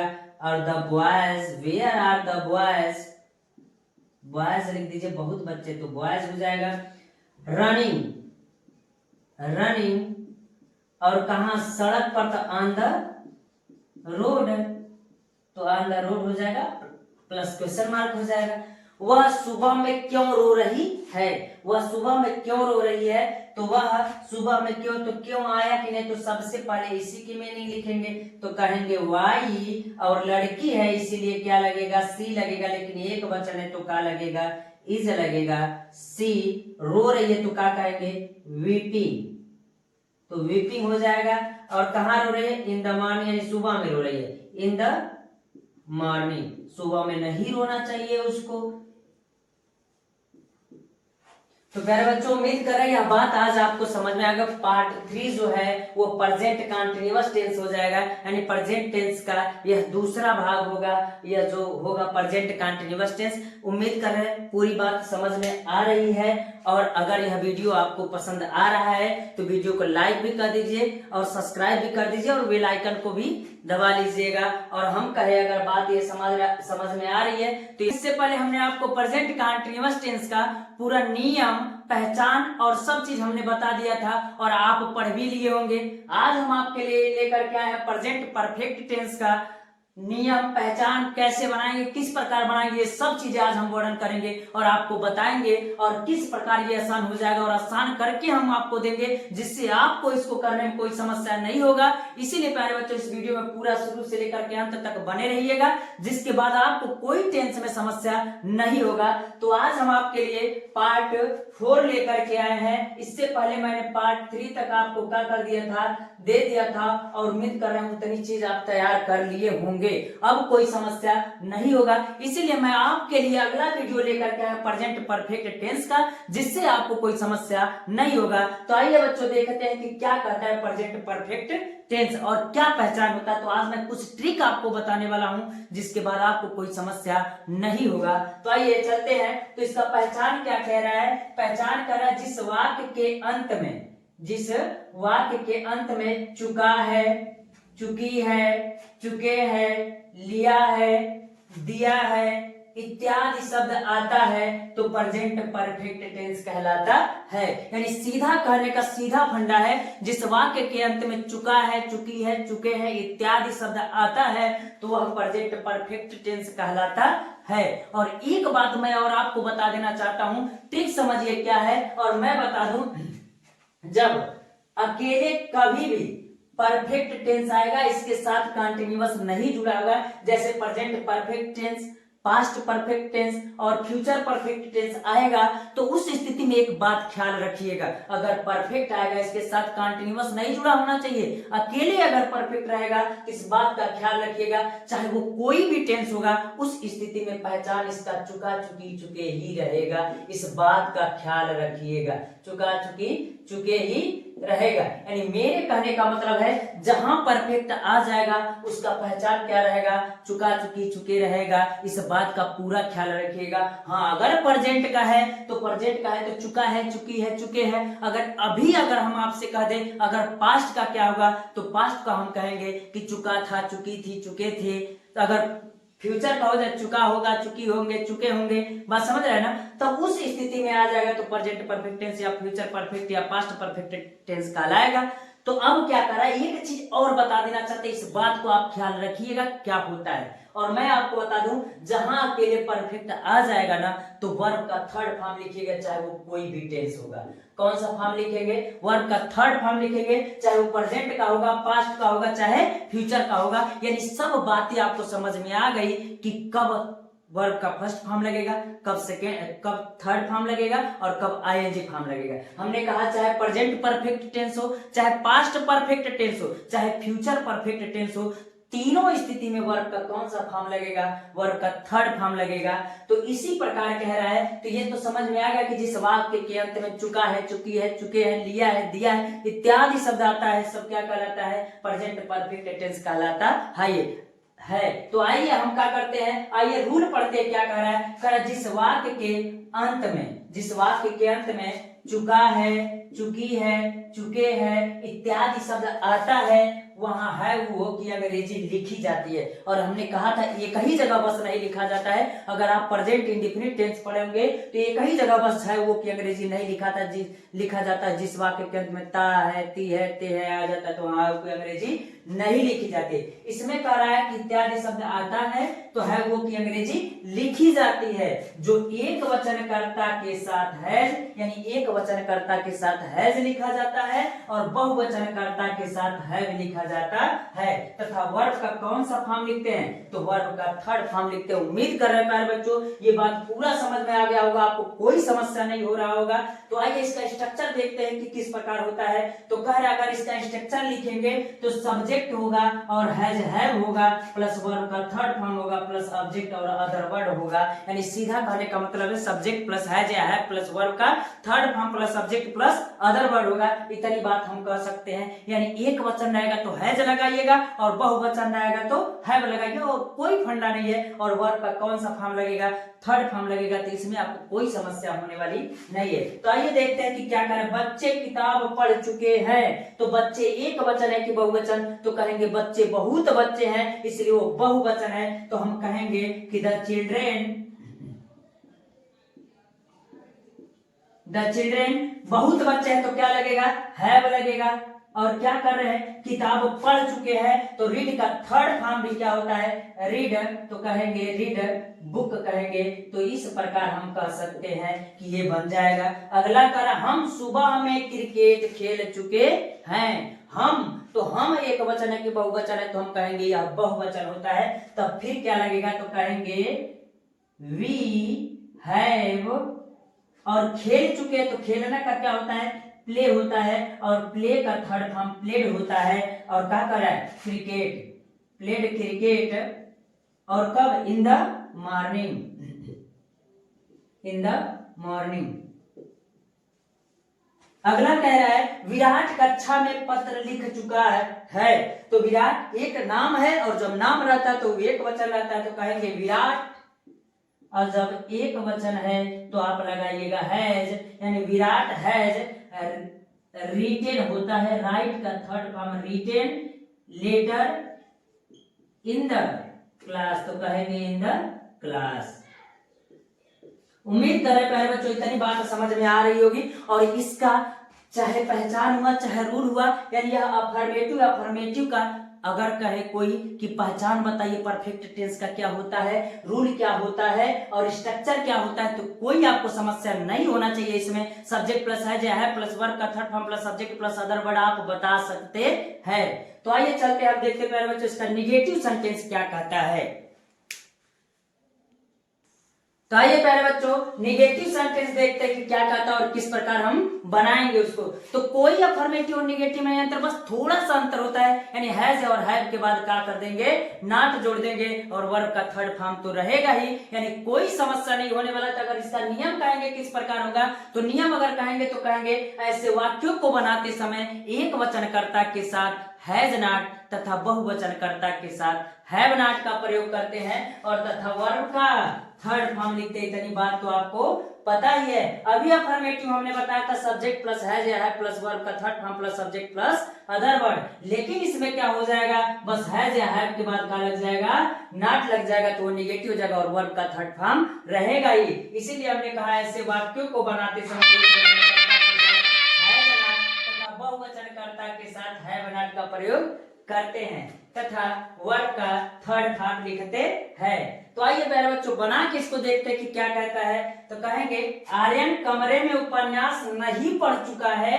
तो आर्यन कमरे में उपन्यास नहीं पढ़ चुका है, तो हम कहेंगे आर्यन, और आर्यन किसी का नाम है तो यह एक वचन है, इसीलिए क्या हो जाएगा, हैज हो जाएगा, नॉट हो जाएगा और पढ़ चुका है तो पढ़ना का रीड ही थर्ड फॉर्म होता है।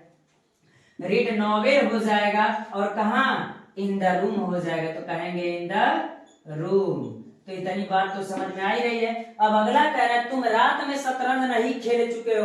तो तुम एक वचन है कि बहुवचन, तो कहेंगे यह बहुवचन है, तो कहेंगे you have not played chess in the night. क्या कहेंगे, इन द नाइट कहेंगे। इसी प्रकार अगर अगले को देखे तो कर राधा खाना नहीं पका चुकी है, तो हम कहेंगे राधा एक वचन है, इसलिए क्या हो जाएगा, तो कहेंगे Radha has not cooked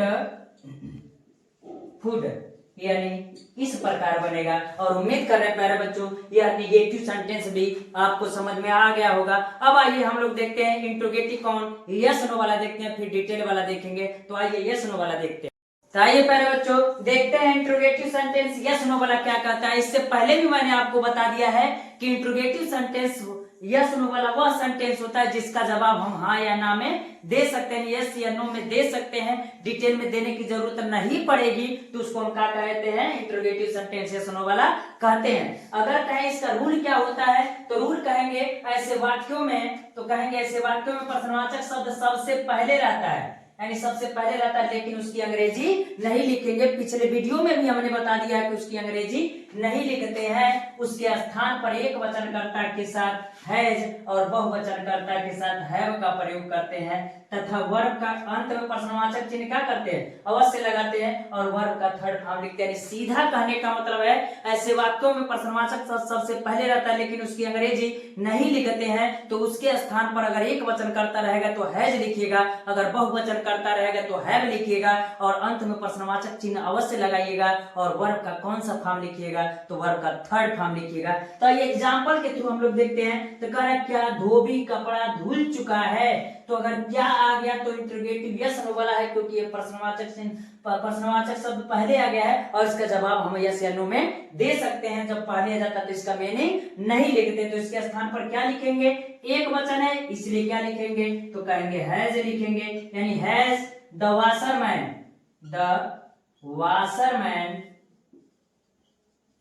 has the washerman washed cloth, तो हम कहेंगे washed cloth और क्वेश्चन मार्क अंत में जरूर रहेगा। अगला कह रहा है क्या वे फुटबॉल खेल चुके हैं, तो वे एक वचन है कि बहुवचन है, तो कहेंगे बहुवचन है, तो इसकी अंग्रेजी क्या लिखेंगे, तो कहेंगे हैव रहेगा और उसके बाद दे रहेगा और उसके बाद से कह रहा है कि प्लेड यानी खेल चुके हैं, तो क्या हो जाएगा, प्लेड फुटबॉल, तो प्लेड फुटबॉल हो जाएगा। अब अंत में क्या लगेगा, क्वेश्चन मार्क लगेगा। क्या वह आम खा चुका है, तो वह फिर आ गया एक वचन, तो क्या लगेगा, तो हम कहेंगे हैज लगेगा, और वह है तो कहेंगे ही। और उसके बाद क्या कहेंगे, इट का थर्ड फॉर्म क्या होता है, तो ईटेन होता है, तो इट का ईटेन हो जाएगा, और आम खा रहा है तो ईटेन मैंगो, तो हम कहेंगे मैंगो हो जाएगा, और क्वेश्चन मार्क अंत में हो जाएगा। इस प्रकार आपका इंट्रोगेटिव यस नो वाला हो गया। तो आइए प्यारे बच्चों, अब हम लोग देखते हैं कि इंट्रोगेटिव डिटेल वाला क्या होता है। तो प्यारे बच्चों, डिटेल वाला क्या कहता है, हमने बताया था कि जिसका जवाब हम यस नो में दे सकते वो तो यस नो वाला होता है, लेकिन जिसका जवाब हम डिटेल में देंगे, यानी कोई क्वेश्चन पूछेगा, अगर उसका जवाब हमें डिटेल में देना पड़ेगा, यस नो में नहीं दे सकते हैं, तो उसको हम डिटेल वाला कहते हैं। तो आइए हम बताते हैं इसको कैसे लिखते हैं, नहीं इसको पढ़ने के बाद कोई समस्या नहीं होगा। तो कहेंगे ऐसे वाक्यों में प्रश्नवाचक शब्द बीच में रहता है, ऐसे वाक्यों में प्रश्नवाचक शब्द बीच में रहता है, लेकिन उसकी अंग्रेजी सबसे पहले लिखते हैं। यानी अगर डिटेल वाला होगा तो वह बीच में होगा, लेकिन उसकी अंग्रेजी सबसे पहले लिखेंगे। तो कहेंगे बाकी सारा यस नो वाला ये नियम, यानी बाकी सारा नियम जो है वो यस नो वाला ही है। यानी सीधा कहने का मतलब अगर हम कह दें, अगर यहाँ से हम बंद कर लें, तो आप बताइए यस नो वाला स्ट्रक्चर है कि नहीं, यानी बस क्वेश्चन वर्ड पहले लग जाता है, और बाकी सारा नियम कौन सा है, यस नो वाला है। तो क्या कहेंगे, लड़के सुबह में कहाँ खेल चुके हैं, तो कहेंगे कहाँ है प्रश्नवाचक शब्द, तो सबसे पहले लिखेंगे, और इसकी अंग्रेजी लिखते हैं तो क्या कहेंगे, तो कहेंगे where the boys, where has have रहेगा ना, द बॉयज एक वचन है बहुवचन, तो कहेंगे बहुवचन, तो क्या लगेगा, वेयर हैव द बॉयज क्या कर चुके हैं, दौड़ चुके हैं, रन इन द मॉर्निंग। तो इस प्रकार हो जाएगा। अब अगला चलिए देखिए, क्वेश्चन मार्क जरूर लगेगा। तुम रात में क्यों खेल चुके हो, तो तुम भी क्या है, बहुवचन है, तो क्यों आ गया, तो सबसे पहले क्या कहेंगे, तो कहेंगे वाई, और उसके बाद हैव यू, तो कहेंगे why have you played in the night, तो कहेंगे इन द नाइट, क्वेश्चन मार्क। अगला कह रहा है सीता सुबह में इतिहास कहाँ लिख चुकी है, तो आप बताइए कहाँ आ गए, तो फिर क्या होगा, वेयर होगा, और अब की बार सीता एक वचन है, बहुवचन है, इसलिए क्या लगेगा, तो कहेंगे हैज लगेगा, और फिर सीता रहेगा, और क्या कर चुके, लिख चुके हैं, तो क्या हो जाएगा, तो रिटेन हो जाएगा, और क्या हिस्ट्री, तो कहेंगे written history in the morning, तो कहेंगे इन द मॉर्निंग, और अंत में क्वेश्चन मार्क लगाएंगे। तो इस प्रकार प्यारे बच्चों आज आपका प्रेजेंट परफेक्ट टेंस भी पूरा हो गया, यानी हम कह सकते हैं कि प्रेजेंट इंडेफिनिट भी हो गया, प्रेजेंट कंटीन्यूअस भी हो गया, और प्रेजेंट परफेक्ट टेंस भी हो गया। अगर कहे कोई भी पूछेगा नियम तो हम आसानी से बता सकते हैं, और आज के बाद टेंस में कोई आपको समस्या नहीं होना चाहिए। अगर यह वीडियो आपको पसंद, आज हम लोग पढ़ेंगे प्रेजेंट परफेक्ट कंटीन्यूअस टेंस। इससे पहले मैंने आपको जो वीडियो दिया है उसमें present indefinite tense, present continuous tense और प्रेजेंट परफेक्ट टेंस दे दिया है, जो आप लोग अच्छे से पढ़ लिए होंगे और याद भी कर लिए होंगे। आज हम लेकर के आए हैं प्रेजेंट परफेक्ट कंटीन्यूअस टेंस। तो आज हम देखेंगे कि इसका पहचान क्या होता है और इसका नियम क्या होता है बनाने का। तो हमने इससे पहले भी बता दिया है कि दो तीन बातें याद रखिएगा कि जहां कंटीन्यूअस नेम है, यानी जहां कंटीन्यूअस नेम है तो उसका पहचान क्या होता है, रहा, रही, रहे, रहता है। इससे पहले हमने कहा था आपको कि चाहे जो भी टेंस होगा, अगर नाम कंटीन्यूअस आ गए तो पहचान रहा, रही, रहे, रहेगा ही। और एक बात और याद रख लीजिएगा कि अगर प्रेजेंट कंटीन्यूअस नेम रहेगा तो वर्ब का कौन सा फॉर्म लिखा जाएगा, तो हम कहेंगे वर्ब का आईएनजी फॉर्म लिखा जाएगा। क्या लिखा जाएगा, तो वर्ब का आईएनजी फॉर्म लिखा जाएगा। तो हम कहे आपसे वर्ब का कौन सा फॉर्म लिखा जाएगा, वर्ब का आईएनजी फॉर्म लिखा जाएगा। यानी इतनी बात जब पता चल गई कि अगर कंटीन्यूअस नेम है तो पहचान रहा, रही, रहे, रहेगा, तो आपको कंटीन्यूअस और प्रेजेंट परफेक्ट कंटीन्यूअस टेंस में अंतर क्या होगा, तो इसमें अंतर एक चीज का और रहता है कि इसमें समय में दिया रहता है, उसको हम प्रेजेंट परफेक्ट कंटीन्यूअस टेंस कहते हैं। तो आइए देखते हैं, कह रहा है जिस वाक्य के अंत में रहा है, रही है, रहे हैं इत्यादि शब्द आता है तथा उस समय समय भी दिया रहता है, प्रेजेंट परफेक्ट कंटीन्यूअस टेंस कहलाता है। समय देने का मतलब यह है कि अगर कह देगा सुबह से, शाम से, दोपहर से, संडे से, मंडे से, जनवरी से, फरवरी से, अगर समय दे देगा 4 बजे, 5 बजे, 2 घंटे, 4 घंटे, तो वो क्या होगा, तो हम कहेंगे वह आपका होगा कि क्या होगा, समय होगा। तो इसलिए कह सकते हैं जिस वाक्य के अंत में रहा है, रही है, रहे हैं इत्यादि शब्द आता है और उसमें समय भी दिया रहता है तो प्रेजेंट परफेक्ट कंटीन्यूअस टेंस कहलाता है। तो ये रूल देखते हैं कि इसको किस प्रकार बनाएंगे। ऐसे वाक्यों को बनाते समय एक वचनकर्ता के साथ हैज बीन, यानी एक वचनकर्ता रहेगा तो उसके साथ क्या रखिएगा, हैज बीन रखिएगा, तथा बहुवचनकर्ता के साथ क्या रखेंगे, तो बहुवचनकर्ता के साथ हैव बीन रखेंगे, तथा वर्ब का कौन सा फॉर्म लिखेंगे, वर्ब का आईएनजी फॉर्म लिखेंगे। हमने कह दिया था जब रहा रही आ जाएगा तो वर्ब का कौन सा फॉर्म होगा, वर्ब का आईएनजी फॉर्म होगा, और वर्ब का आईएनजी फॉर्म होगा तो हमने कहा वर्ब का आईएनजी फॉर्म लिखते हैं। लेकिन एक नियम और इसमें रहता है, इस समय से भी दिया रहता है जिसकी अंग्रेजी निश्चित समय के साथ सिंस लिखते हैं तथा अनिश्चित समय के साथ हार लिखते हैं। यानी इसमें से भी दिया रहेगा, से की अंग्रेजी लिखी जाएगी, अगर निश्चित समय होगा तो सिंस लिखिएगा, अगर अनिश्चित समय रहेगा तो क्या लिखिएगा, फार लिखिएगा। अब आपके लिए समस्या यह आ रहा होगा कि सर निश्चित समय क्या है और अनिश्चित समय क्या है, तो हम बता दे रहे हैं। तो कह रहे हैं निश्चित समय क्या होगा, संडे मंडे ट्यूसडे वेडनेसडे जो भी रहेगा वो सब क्या है, निश्चित है। अगर कहे मॉर्निंग, इवनिंग, आफ्टरनून, नाइट, ये सब क्या है, निश्चित समय है। 4 o'clock का मतलब 4 बजे से, यानी बजे से, 4 बजे से, 5 बजे से, 10 बजे से, 2 बजे से, 3 बजे से, चाहे जितने बजे की बात करेगा तो वो क्या होगा, तो अनिश्चित समय होगा। और ये है जनवरी, फरवरी, मार्च, अप्रैल जो भी होगा 12 महीने के, ये सब क्या होगा, निश्चित समय होगा। 2005, 2006, 2007 ये सब क्या है, निश्चित समय होगा। तो इसके साथ हम क्या लिखेंगे, तो इसके साथ हम क्या करेंगे, सेंस लिखेंगे।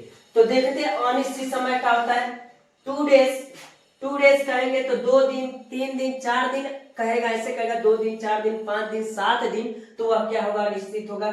3 आवर्स यानी 3 घंटे, 4 घंटे, 5 घंटे देगा तो वो भी क्या होगा, घंटे से देगा निश्चित, तो वो क्या कहलाएगा, अनिश्चित समय कहलाएगा। 4 मंथ, 5 मंथ, जितना मंथ देगा तो वो भी क्या होगा, अनिश्चित होगा। तो इस प्रकार आप समझ गए कि निश्चित समय क्या होगा और अनिश्चित समय क्या होगा। अगर हम आपसे कहे इसका एग्जाम्पल देखें तो कहेंगे, इसका पहले स्ट्रक्चर देख लीजिए, सब्जेक्ट प्लस हैज या हैव बीन, हैज या have plus been plus verb का ING form plus object plus other word plus since for plus TMDY. तो टीएमडीवाई का मतलब होता है टाइम, मंथ, डेट, ईयर। अभी पूरा लिखते तो बहुत ज्यादा बड़ा हो जाता है, इसलिए हमने इसको शॉर्ट कर दिया है। टीएमडीवाई इन टाइम, डेट, मंथ, ईयर रहेगा तो वो क्या कहलाएगा, यानी उसके जगह पर हम पूरा जो समय दिया रहेगा वो हम क्या करेंगे, लिखेंगे। यानी यह बात आपको पूरा समझ में आ गया कि जब अगर एक वचन करता रहेगा तो हैज बीन लगाइएगा, बहुवचन करता रहेगा तो हैव बीन लगाइएगा, वर्ब का आईएनजी फॉर्म लिखिएगा। तो स्ट्रक्चर हो जाएगा सब्जेक्ट प्लस हैज या have plus been plus verb का ING form plus subject plus other words plus since या फॉर प्लस टीएमडीवाई। तो इतना आप क्या करेंगे, कहेंगे। तो आइए बना के देखते हैं। कह रहा है सोहन सुबह से कमरे में अंग्रेजी पढ़ रहा है। तो सोहन कब से, तो सोहन सुबह से अंग्रेजी पढ़ रहा, समय दिया ना, जब समय दिया रहेगा और रहा रही रहेगा तो आप पहचान जाइएगा sir present perfect continuous tense है। तो कैसे बनाएंगे, तो सबसे पहले सब्जेक्ट, तो सब्जेक्ट की जगह पर क्या है, तो हम कहेंगे सोहन है तो सोहन लिख देंगे। अगर कहे एक वचन है कि बहुवचन, तो कोई नाम रहेगा तो वो एक वचन होता है, तो क्या लगाएंगे, हैज लगाएंगे, बीन लगाएंगे, क्या लगाएंगे, हैज लगाएंगे, बीन लगाएंगे। क्या कर रहा है, पढ़ रहा है तो रीडिंग लगाएंगे, क्या लगाएंगे, रीडिंग लगाएंगे। और रीडिंग के बाद क्या हो जाएगा, क्या पढ़ रहा है, इंग्लिश पढ़ रहा है। कहाँ पढ़ रहा है, तो कह रहा है कमरे में, तो इन द रूम कह देंगे। अब आप बताइएगा, सुबह से, शाम से, दोपहर से अगर रहेगा तो मॉर्निंग, इवनिंग, आफ्टरनून आएगा तो निश्चित समय है, तो से की अंग्रेजी क्या लिखेंगे? तो कहेंगे से की अंग्रेजी क्या होगा? सिंस होगा। और मॉर्निंग है तो क्या कहेंगे? मॉर्निंग होगा। उम्मीद कर रहे प्यारे बच्चों ये मेरी बात समझ में आ रही होगी। यानी सीधा कहने का मतलब यही है कि अगर निश्चित रहेगा तो सिंस लगाइए से की अंग्रेजी, अगर अनिश्चित रहेगा तो क्या लगाइएगा? हर लगाइएगा। यानी अफर्मेटिव तो हो गया। आइए अब देखते हैं कि आपका निगेटिव क्या कहता है। इसके निगेटिव सेंटेंस में कोई दिक्कत नहीं होता है, बस एक बात का ख्याल रखना रहता है कि जो हैज बीन या हैव बीन रहता है उसके बीच में नॉट को रख देते हैं। तो आइए रूल देखते हैं क्या कर रहा है। अगर निगेटिव सेंटेंस होगा, नकारात्मक वाक्य होगा, यानी जिसमें इनकार किया जाएगा किसी बात को, तो कह रहा है ऐसे वाक्यों को बनाते समय एक वचनकर्ता के साथ हैज नॉट बीन तथा बहुवचनकर्ता के साथ हैव नॉट बीन का प्रयोग करते हैं। तथा वर्ब का कौन सा फॉर्म लिखते हैं? तो वर्ब का एनजी फॉर्म लिखते हैं। और बाकी जो से रहेगा इसमें भी रहेगा, सिंस या फार का इसमें भी प्रयोग किया जाएगा। निश्चित अनिश्चित समय इसमें भी ख्याल रखिएगा, बार बार वह बात हम नहीं लिखवाएंगे। तो स्ट्रक्चर हो जाएगा सब्जेक्ट प्लस हैज या have plus not plus been plus verb का NG form plus object plus other word plus since या फार प्लस टीएमडी वाई, इतना रहेगा। तो इस प्रकार कह सकते हैं। तो आइए अब इसका एग्जांपल देखते हैं क्या कह रहा है। शीला सुबह से खाना नहीं पका रही है, यानी शीला सुबह से खाना नहीं पका रही है। तो इस स्थिति में हम कहेंगे शीला एक वचन है कि बहुवचन? तो कहेंगे एक वचन है। तो शीला जब रहेगा तो शीला के साथ एक वचन अगर है तो क्या लगेगा? तो कहेंगे हैज लगेगा, नॉट लगेगा, अब बीन लगेगा, यानी हैज नॉट बीन। क्या करेंगे? पका रही है तो क्या होगा? Cooking food, cooking food. अब कब से कह रहा है? तो सिंस लगेगा, क्यों? सुबह से है तो सिंस मॉर्निंग हो जाएगा। क्यों? क्योंकि मॉर्निंग जो है वो निश्चित समय, अभी हमने लिखवाया था आपको, इसलिए क्या लगा है? सिंस लगा है। अगर कहे चपरासी 2 घंटे से विद्यालय में घंटी नहीं बजा रहा है तो चपरासी भी क्या है? एक वचन है। तो कहेंगे द प्यून, द प्यून हो जाएगा, हैज हो जाएगा, नॉट हो जाएगा, बीन हो जाएगा। और घंटी बजा रहा है तो कहेंगे ringing, ringing the bell in the school, in the school. तो स्कूल भी हो जाएगा। और क्या करें? सिंस लगेगा कि फार, तो 2 घंटे से है तो 2 घंटे के लिए क्या लगे? तो हम कहेंगे फार 2 आवर्स रहेगा। क्या रहेगा? फार 2 आवर्स। इस प्रकार अगर हम कहें तो निगेटिव भी हो जाएगा, यानी आपका अफर्मेटिव और निगेटिव में कोई अंतर नहीं, बस इसमें क्या जोड़ देना है? नॉट जोड़ देना है। और बस अब इसके बाद हम लोग पढ़ेंगे क्या? इंट्रोगेटिव यस नो वाला। तो आइए देखते हैं इंट्रोगेटिव यस नो वाला क्या कहता है। तो प्यारे बच्चों, इंट्रोगेटिव सेंटेंस यस नो वाला वह सेंटेंस होता है जिस किसी भी क्वेश्चन का जवाब हम यस या नो में दे सकते हैं तो वह यस नो वाला कहलाता है। जिसका जवाब हम यस नो में नहीं दे सकते हैं, डिटेल में देना पड़ता है, तो वो डिटेल वाला कहलाता है। तो आइए हम देखते हैं कि यस नो वाले का रूल क्या होता है और किस प्रकार हम इसको क्या करेंगे? बनाएंगे। तो हमने कहा ऐसे वाक्यों में प्रश्नवाचक शब्द सबसे पहले रहता है लेकिन उसकी अंग्रेजी नहीं लिखते हैं, अंग्रेजी नहीं लिखते। और पहले से हमने बताया है कि जब कोई प्रश्नवाचक शब्द सबसे पहले आ जाएगा तो उसकी अंग्रेजी नहीं लिखते हैं। तो उसके स्थान पर जो हेल्पिंग वर्ब लगा रहता है उसी को क्या करते हैं? लिखते हैं। उसके स्थान पर एक वचनकर्ता के साथ हैज तथा बहुवचनकर्ता के साथ हैव का प्रयोग करते हैं तथा बीन अपने स्थान पर रहता है। जरा अफर्मेटिव का देखिएगा, होता था सब्जेक्ट प्लस हैज या हैव प्लस बीन हुआ करता था, तो वहां से हैज या हैव उठ करके आगे आ जाएगा। बीन अपने स्थान पर ही रहता है, तो कह रहा बीन अपने स्थान पर ही रहता है। और वर्ब का आईएनजी फॉर्म लिखते हैं, इसमें भी वर्ब का आईएनजी फॉर्म ही लगेगा। अंत में प्रश्नवाचक चिन्ह अवश्य लगाते हैं। तो इस प्रकार अगर हम इसका स्ट्रक्चर कहें तो क्या होगा? तो कहेंगे हैज या have plus subject plus been, देखिए हैज या हैव उठ करके यहाँ आ गया है, सब्जेक्ट है, फिर बीन अपने जगह पर ही है, प्लस वर्ब का NG form plus object plus other word plus since या फार रहेगा plus TMDY plus question mark, यानी रहेगा आपका हैज या have plus subject plus been plus verb का NG form plus object plus other word plus since या for plus TMDY plus question mark रहेगा। तो आइए तो इसका एग्जांपल बना के देखते हैं कि क्या कहता है और किस प्रकार बनाएंगे। तो क्या विवेक रात से उपन्यास लिख रहा है, तो यस नो वाला तो लिख रहा है, तो क्या पहले आ गया तो क्या इसकी अंग्रेजी लिखेंगे, तो नहीं लिखेंगे, तो क्या लिखेंगे, तो एक वचन करता है विवेक, तो इसके स्थान पर क्या लिखेंगे, हैज लिखेंगे, तो हैज हो जाएगा, विवेक तो विवेक हो जाएगा, और उसके बाद से बीन रहेगा तो बीन अपने स्थान पर रहेगा ही। क्या कर रहा है, लिख रहा है, तो राइटिंग हो जाएगा, तो हम कहेंगे राइटिंग, क्या लिख रहा है, नॉवेल लिख रहा है, राइटिंग नॉवेल, कब से कर रहा है, रात से, तो रात निश्चित समय क्या निश्चित समय, तो कहेंगे निश्चित समय है, तो क्या होगा, सिंस होगा, और क्या होगा, सिंस नाइट, कह देंगे सिंस नाइट, और अंत में क्या करेंगे, प्रश्नवाचक चिन्ह अवश्य लगाएंगे। अगला कर रहा है, क्या तुम 4 दिन से कक्षा में अंग्रेजी पढ़ रहे हो, 4 दिन से, लेकिन क्या आया, तो तुम बहुवचन है तो इसकी अंग्रेजी क्या लिखी जाएगी, तो हैव लिखा जाएगा, यू का हो जाएगा, तुम का यू हो जाएगा, बीन अपने स्थान पर ही बना रहेगा, और हम कहे क्या कर रहा है, पढ़ रहा है, तो रीडिंग लिखेंगे, तो रीडिंग हमने क्या कर दिया, लिख दिया, रीडिंग भी हो गया, क्या कर रहा है, रीडिंग इंग्लिश, तो इंग्लिश लिख देंगे, कहां पढ़ रहा है, इन द क्लास, तो इन द क्लास भी लिख देंगे, इन द क्लास हो जाएगा।